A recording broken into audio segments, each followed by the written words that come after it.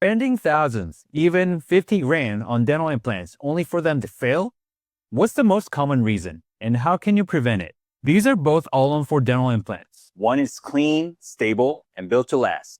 The other, gum recession, thread exposure, bone loss, pretty much a worst-case scenario. But what made the difference is the bone width. And this isn't some specialist-only knowledge. This is material we're taught in dental school and tested on our written board exams. To place an implant with long-term success, we're taught you need at least 1.5 millimeters of buccal bone. That is the outer edge by your cheek, and 1 millimeter on the lingual or palatal side, which is the tongue or roof of mouth side. Now, add in the implant itself, usually 3 to 4 millimeters wide in the front, and 4.5 to 5 millimeters, or sometimes more in the back.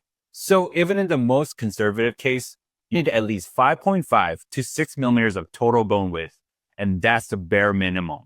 Here's why that matters. Bone isn't just support. It's living tissue with blood supply. If the bone's too thin, blood flow is compromised. That leads to bone resorption and gum recession. When both of those happen, you start seeing implant threads exposed. And those threads are great for anchoring into the bone, but once they're exposed to the mouth, they trap bacteria like crazy. And that creates a vicious cycle. Inflammation, more bone loss, and a much higher risk of implant failure. Also, thicker bone gives you a better chance of getting a strong gum seal around the implant, which helps protect it from bacteria and inflammation over time. So when you go in for an implant consultation, ask, how much bone width do I have? And can you show me on a CBCT scan? If the office doesn't use CBCT imaging, that's a big red flag. And if it turns out you don't have enough bone width, definitely ask, what's your plan to rebuild it before placing the implant?